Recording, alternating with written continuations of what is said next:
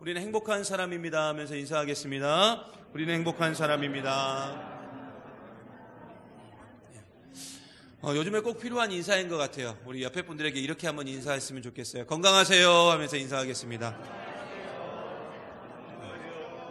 여러분 건강하십시오. 우리는 지난주에 마가복음의 배경에 대해서 우리가 함께 살펴보았습니다. 마가복음이 쓰여질 당시에 초기 그리스도인들은 극심한 고난 가운데 있었습니다. 이 고난 속에서 이 초기 기독교인들은 신앙에 대한 회의감이 찾아왔고, 예수님은 누구신지, 그리고 하나님은 왜 당신의 자녀들을 이렇게 그냥 고난 가운데 내버려 두고 있는지, 왜 그냥 지켜만 보고 있는지에 대한 질문들이 막 쏟아져 나오기 시작했습니다. 이때 마가복음은 이 질문에 대한 답을 해줍니다. 고난 속에 있는 그리스도인들에게 예수님에 대해서 소개를 하면서 소망을 제시하고 길을 제시하고 일어설 수 있는 힘을 제공했습니다. 마가복음은 처음부터 고난에 대해서 설명을 해주고 있습니다. 그래서 이 고난을 광야라는 단어로 계속 표현하고 있습니다. 하지만 지금 그리스도인들이 광야와 같은 고난 속에 있다 할지라도 이 고난은 그냥 단순한 고난이 아니라 결국 이 고난을 통해서 예수님이 드러나게 되고 예수님의 길을 준비하는 영광스러운 일이 될 수 있다라고 증거하고 있고, 우리는 그거에 대해서 지난주에 함께 살펴보았습니다. 그러면서 그 고난을 대표할 수 있는 중요한 인물이 이 마가복음에 제일 먼저 소개되고 있는데, 바로 세례 요한이라는 인물을 처음부터 소개하고 있습니다. 지난주에도 말씀드렸지만은 세례 요한은 광야에서 활동을 했습니다. 그리고 세례 요한은 오직 예수님의 길을 준비하고 예수님을 드러내기 위해서 자신의 모든 것을 절제하고 감춘 사람이었습니다. 물론 세례 요한의 삶은 광야였고 고난이었습니다. 하지만 세례 요한의 이러한 선택과 이러한 헌신으로 말미암아 하나님의 영광이 드러나게 되었고 예수님의 사역이 준비되었습니다. 그리고 오늘 우리가 함께 본 말씀에 보면 이 예수님의 본격적인 사역이 시작되기 이전에 요단강에서 예수님이 세례 요한에게 세례를 받는 장면이 나옵니다. 여러분, 예수님은 요단강에서 세례 요한에게 세례를 받으셨습니다. 그렇다면 왜 예수님은 요단강에서 세례를 받으셨을까요? 그렇잖아요. 다른 곳도 있을 텐데. 특별히 예수님이 주로 활동하셨던 지역은 갈릴리 나사렛이라고 오늘 말씀에도 분명히 나와 있습니다. 근데 갈릴리 나사렛 하면은 떠오르는 곳이 있죠? 바로 갈릴리 바다, 갈릴리 호수가 있습니다.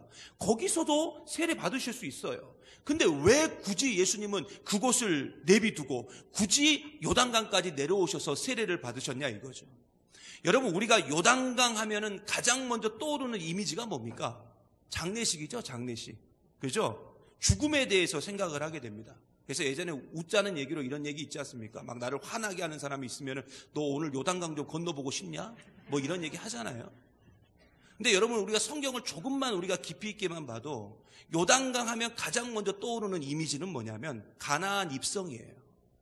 여러분, 출애굽을 한 이스라엘 민족이 40년의 광야 생활을 마치고 하나님께서 약속하신 가나안 땅으로 들어가게 됩니다. 그런데 이 가나안 땅으로 들어갈 때 그들을 떡하니 막고 있는 방해거리가 있었어요. 그게 뭐냐면 바로 범람한 요단강이었습니다. 물론 일반적인 요단강은 그냥 건널 수 있어요. 그런데 그때는 우기였습니다. 비가 많이 내리는 시기였어요. 그래서 요단강이 범람하기 시작했습니다. 그래서 도저히 건널 수가 없는 거예요. 그런데 이때 하나님의 명령을 받은 여호수아가 제사장들에게 명령을 합니다. 뭐라고 명령하냐면 하나님의 언약궤를 메고 그 요단강을 밟으라 이렇게 얘기합니다. 정말 말도 안 되는 이야기죠. 그럼 그런다고 해서 뭐 어떤 일이 벌어지겠어요? 그런데 제사장들이 여호수아의 명령을 받아서 하나님의 언약궤를 짊어매고 그들이 요단강에 발자국을 딱 하나 대자마자 어떤 일이 벌어졌느냐? 홍해가 갈라지듯이 요단강의 물이 딱 하고 끊어져 버립니다. 그리고 갈라지는 거예요. 홍해와 같이 강의 밑바닥이 드러나게 된 것입니다. 그리고 이스라엘 민족이 이 요단강을 건너서 가나안 땅으로 들어가게 됩니다. 그리고 이것은 바로 이스라엘 민족이 새로운 땅 그리고 새로운 세상으로 들어가기 전에 바로 집단으로 세례를 받은 것을 의미합니다. 그들의 조상들이 40년 전에 홍해를 건너면서 집단으로 세례를 받은 것처럼 그의 자손들이 40년 후에 요단강을 건너면서 그들이 집단으로 세례를 받은 것입니다. 결국 요단강은 이스라엘 민족에게 뭘 상징하느냐? 바로 세례를 상징하는 장소입니다. 그래서 예수님이 갈릴리 바다를 내비두고 요단강까지 내려와서 세례를 받으신 겁니다. 그런데 오늘 말씀 4절에 보면은 이렇게 증거하고 있어요. 우리 4절 말씀 한번 다 같이 보겠습니다. 같이 봅니다. 시작. 세례 요한이 광야에 이르러 죄사함을 받게 하는 회개의 세례를 전파하니. 아멘. 여러분 보세요. 세례 요한의 세례는 어떤 세례였느냐? 회개의 세례였습니다. 그리고 예수님은 그 회개의 세례를 세례 요한에게 받으셨어요. 여러분 아시다시피 예수님은 죄가 없습니다. 이거 성경에서 증거하고 있어요. 예수님은 죄가 없어요. 그래서 이 회개의 세례를 받으실 필요가 없습니다. 그런데 왜 예수님은 이 세례를 받으셨냐 이거죠. 바로 예수님은 참 하나님이시지만 우리의 죄를 구원하시기 위해서 완전한 인간으로 참 사람으로 이 세상에 오셨기 때문에 반드시 세례를 받으셔야만 했습니다. 결국 하나님이 인간이 되어서 세례를 받는다는 건 뭐냐? 굉장히 수치스러운 일입니다. 하지만 예수님은 오직 우리의 구원을 이루시기 위해서 자신의 수치를 당당하게 인정하시고 그걸 감당하셨다는 것입니다. 생명을 살리는 일이라면 수치를 당하고 낮아짐을 당하고 심지어 자신의 육체가 갈기갈기 찢겨지더라도 전혀 상관없이 모든 것을 감당해 주신 것입니다. 누구를 위해서요? 나를 위해서, 우리를 위해서요. 그래서 우리는 오늘 말씀에서 증거하고 있는 이 예수님의 세례가 주는 의미들을 잘 살펴봐야지만 합니다. 과연 예수님은 누구신지, 이 사실을 통해서 우리가 마땅히 추구하며 살아야 될 삶의 모습은 무엇인가, 그리고 신앙의 모습은 무엇인가 좀 우리가 알고 가야 된다고요. 우리 먼저 10절 말씀, 오늘 말씀 10절 말씀 한번 보겠습니다. 같이 한번 보겠습니다. 시작. 곧 물에서 올라오실새 하늘이 갈라짐과 성령이 비둘기같이 자기에게 내려오심을 보시더니. 아멘. 여러분 예수님은 세례 요한에게 세례를 받으셨습니다. 그리고 예수님께서 물에서 올라오실 때 갑자기 하늘이 쫙 하고 갈라집니다. 그리고 거기서 누가 내려오셨어요? 성령님이 내려오셨어요. 여러분 이 장면을 한번 가만히 여러분이 동원할 수 있는 모든 상상력을 동원해가지고 한번 상상을 한번 해보세요. 자, 예수님은 물에서 올라오십니다. 올라오세요. 그리고 성령님은 내려오세요. 한 분은 올라오고 한 분은 내려오면서 다 이렇게 만납니다. 이게 뭐가 되냐? 하나가 되었다는 거예요. 여러분 예수님께서 물에서 올라오셨다는 것은 뭘 의미하냐면 예수님이 물에 푹 잠기셨다는 거예요. 요단강 물에 푹 잠겼다는 거예요. 근데 이렇게 요단강 물에 푹 잠겼다는 이 말의 원뜻을 찾아보면 결국 다른 말로 뭐냐면 요단강을 건넜다는 겁니다. 요단강을 건넜다. 그 의미를 가지고 있어요. 여러분 우리가 장례식 때 많이 부르는 찬송가 중에 606장이 있죠. 며칠 후 요단강 건너가 만나리. 여러분 요단강을 건너가면 뭐가 있냐면 천국이 있다는 겁니다. 그런데 여러분 구약에 있는 여호수아서 말씀을 보면 이 요단강을 건넜더니 범람한 요단강을 건넜더니 정말 천국이 있었습니까? 하나님 나라가 있었습니까? 여러분 요단강에서 이스라엘 민족이 집단으로 세례를 받고 난 다음에 정말 그들이 천국과 같은 삶을 영위하게 됐냐고요? 아니에요. 요단을 건넜더니 세례를 받았더니 오히려 전쟁이 시작되었습니다. 가나안 정복 전쟁이 시작됐어요. 여러분 우리가 다음 주에도 보겠지만은 예수님도 세례를 받고 난 다음에 광야로 가셨어요.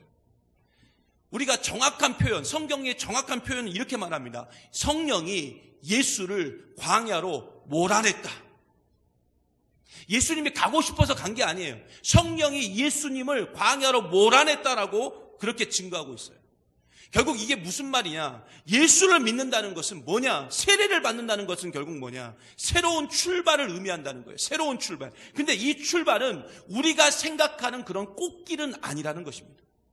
그렇다면 이 길은 어떤 길이냐? 예수의 길이에요. 예수의 길. 예수의 길은 어떤 길입니까? 좁은 길이고 협착한 길이고 사람들이 찾지 않는 길입니다.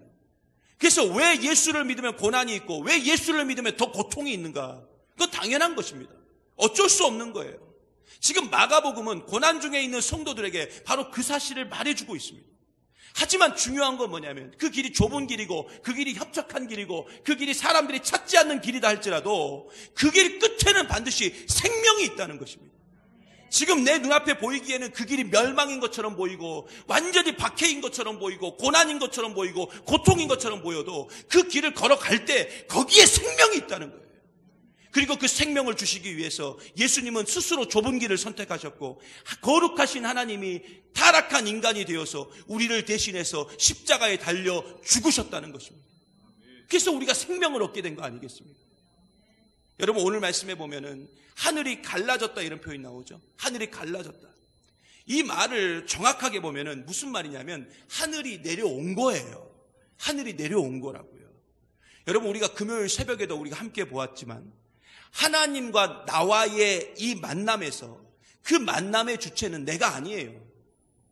하나님과 나와의 그 만남에서 그 만남의 주체자, 그 주관자는 누구냐면은 우리 하나님이세요. 여러분, 지금도 우리가 예배를 드리러 이 자리에 나와 있지 않습니까? 이 예배도 내가 하나님께 나온 거라고 생각하시면 안 돼요. 그건 아주 버르장머리 없는 생각이에요. 절대 그런 생각 가지면 안 돼요.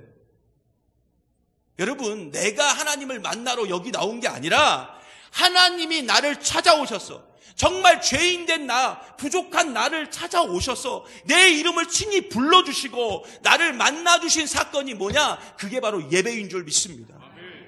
결국 오늘 말씀에 하늘에서 하늘이 내려왔다는 것은 하나님 되신 그 예수님이 인간의 구원을 위해서 인간의 몸을 입고 내려오신 것을 시청각적으로 보여주신 거예요. 설명해 주신 거예요.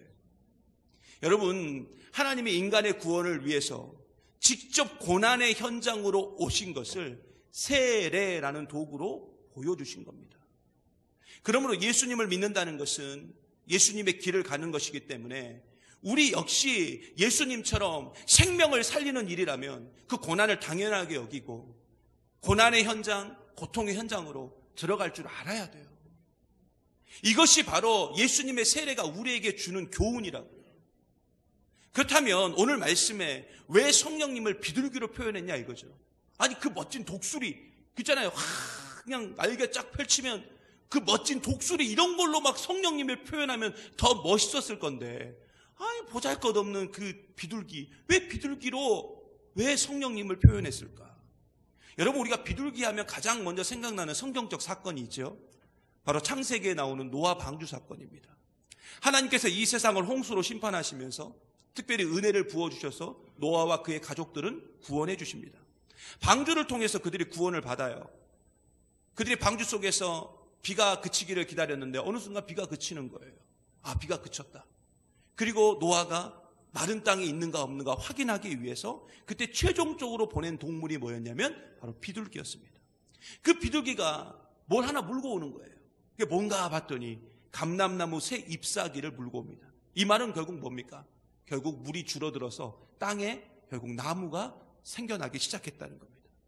결국 비둘기는 뭘 의미하느냐? 새로운 날을 의미해요. 새로운 시대를 의미합니다. 새로운 땅을 약속하는 존재가 비둘기예요. 그러므로 성령님이 하늘에서 비둘기같이 내려왔다. 이것은 뭐냐면은 결국 예수님을 통해서 새로운 날, 새로운 시대, 새로운 땅이 시작될 것을 지금 이야기하고 있는 것입니다. 여러분, 이어서 우리 11절 말씀 한번 보겠습니다. 11절입니다. 같이 봅니다. 시작. 하늘로부터 너는 내 사랑하는 아들이라 내가 너를 기뻐하노라 하시니라. 아멘. 여러분, 예수님께서 세례를 받으시고 성령이 하늘로부터 비둘기같이 예수님에게 딱 내려오실 때 갑자기 하늘에서 음성이 딱 들립니다. 너는 내 사랑하는 아들이라 내가 너를 기뻐하노라. 이런 음성이 들려요. 여기서 너라는 단어 있죠. 너. 이 너라는 단어는 그냥 단순히 너가 아니라 바로 너라는 거예요. 바로 너. 이 말은 어떤 사명을 누군가에게 정확하게 지명을 해서 부를 때 사용하는 말이에요. 그러니까 예수님이 그 사명에 바로 너라는 거예요. 너. 그러면 그 너가 누구냐? 어떤 일을 하기 위해서 지명받은 사람이냐? 바로 온 세상을 구원하시기 위해서 창세 이전부터 미리 준비되고 예비되고 약속되었던 그 구원자가 바로 너, 바로 예수 그리스도라는 겁니다. 그걸 하나님이 직접 말씀하신 거예요. 여러분, 이 말을 정확하게 해석해 보면 무슨 말이냐? 구원으로 들어갈 수 있는 유일한 통로는 누구밖에 없다는 거예요? 예수 그리스도밖에 없다는 거예요. 예수님이 아니고서는 절대로 우리의 구원은 이루어질 수도 없고 오직 예수님이라는 길로 걸어갈 때만 우리에게 생명이 있는 줄 믿습니다. 그게 지금 이 11절의 말씀의 내용이에요. 여러분, 사실 인간은요 스스로 구원을 이룰 수가 없어요. 심지어 거룩하신 하나님께 도저히 나아갈 수 없는 존재입니다. 하지만 거룩하신 하나님 되신 예수님께서 인간은 우리를 구원하시기 위해서 본인이 직접 인간의 몸을 입으시고 이 땅에 오셔서 우리를 대신해서 십자가에 달려 피 흘려 죽으심으로 우리가 하나님께 직접 나아갈 수 있는 새롭고 산 길을 열어주셨어요. 그래서 이것을 히브리서 10장 20절에 보면은 이렇게 증거하고 있어요. 우리 히브리서 10장 20절 같이 큰 목소리로 함께 보겠습니다. 시작! 그 길은 우리를 위하여 휘장 가운데로 열어놓으신 새롭고 산 길이요 휘장은 곧 저의 육체니라. 아멘. 여러분 여기서 보면은 휘장이라는 단어가 나오죠. 이 휘장은 하나님의 성전 안에 지성소와 성소로 나뉘어져 있는데 그 지성소와 성소를 구분하는 두꺼운 커튼입니다. 아주 두꺼운 커튼이에요. 이 휘장은 절대로 열릴 수가 없어요. 열릴 수가 없어요. 그런데 오늘 말씀에 뭐라고 말했냐면 예수의 죽으심으로 말미암아 이 휘장 가운데로 뭐가 열렸어요? 길이 열렸어요. 길이 만들어졌다고요. 이 말도 안 되는 일이 일어난 거예요. 이 휘장 속에 있는 지성소는 대제사장도 1년에 딱 한 번밖에 못 들어가요. 1년에 딱 한 번. 하지만 십자가에서 예수님께서 자신의 육신이 찢길 때 그 성전에 있는 휘장, 그 두꺼운 휘장이 위에서부터 아래로 쫙 하고 찢어집니다. 여러분 위에서부터 아래로 쫙 찢어졌다는 것은 결국 뭘 의미합니까? 누가 찢었다는 거예요? 하나님이 찢었다는 거예요. 결국 예수님의 찢겨짐이 성소의 휘장을 찢었고 새롭고 산 길, 즉 하나님께로 우리가 담대히 나아갈 수 있는 그 길이 열린 줄 믿습니다. 그리고 그 길을 걷는 자에게는 결국 생명이 있다는 거예요. 생명이. 그러므로 구원은 여러분 예수 그리스도 외에는 방법이 없어요. 예수님의 길을 걷고 예수님처럼 사는 것만이 진짜 우리가 살 길이고 우리가 가야 될 길인 줄 믿습니다. 지금 이 시대들은 엄청난 위기 가운데 있습니다. 늘 죽음의 공포가 우리를 두렵게 하고 있어요. 물론 의학적인 힘도 필요해요. 우리 스스로의 예방도 꼭 필요합니다. 하지만 더 중요한 건 뭐냐? 이 문제를 근본적으로 해결하실 분은 누구밖에 없다는 거예요. 예수 외에는 방법이 없는 줄 믿습니다. 진정한 안식과 진정한 평안은 오직 예수님 안에 있을 때 예수로만 주어질 수 있다는 것입니다. 물론 예수님을 선택하고 그 예수님의 길을 가는 것 결코 쉬운 게 아니에요. 어렵죠. 왜 모르겠습니까? 하지만 여기에는 반드시 고통이 따르고 고난이 따르고 심지어 견딜 수 없는 박해가 있다는 거 왜 모르겠습니까? 실로암의 맹인처럼 무죄인데 유죄로 판결받고 죄인도 아닌데 죄인으로 취급받을 수 있어요. 예수의 길을 걷다 보면 그렇게 될 수 있다고요. 하지만 여러분 예수님만이 진짜입니다. 아무리 힘들고 아무리 어려워도 우리가 예수님을 끝까지 붙들고 예수의 길을 가며 예수님처럼 사는 사람에게는 생명이 있고 위로가 있고 안식이 있는 줄 믿습니다. 여러분 예수님께서 이 세상에 오신 가장 근본적인 이유가 뭔지 아십니까? 우리에게 안식을 주시기 위해서 오셨어요. 안식을 주시기 위해서. 우리의 죄로 인하여 깨지고 박살난 그 안식을 회복하시기 위해서 예수님이 이 세상에 오셨다고. 그래서 예수님이 마태복음 11장 28절 너무 유명한 얘기죠. 수고하고 무거운 짐진 자들아 다 내게로 오라. 그러므로 예수님을 믿고 그 길을 가는 것이 어떻게 보면은 너무나 고통스럽고 너무나 힘들고 너무나 어려워 보인다 할지라도 여러분 괜찮아요. 왜 그래요? 왜 그래요? 이 길의 최종 목적지에는 안식이 있기 때문에.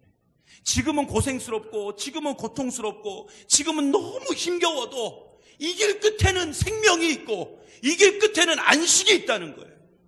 그래서 우리는 반드시 우리에게 새롭고 죽은 길이 아니에요. 산 길로 열린 그 예수의 길로 우리가 가야 될 줄 믿습니다.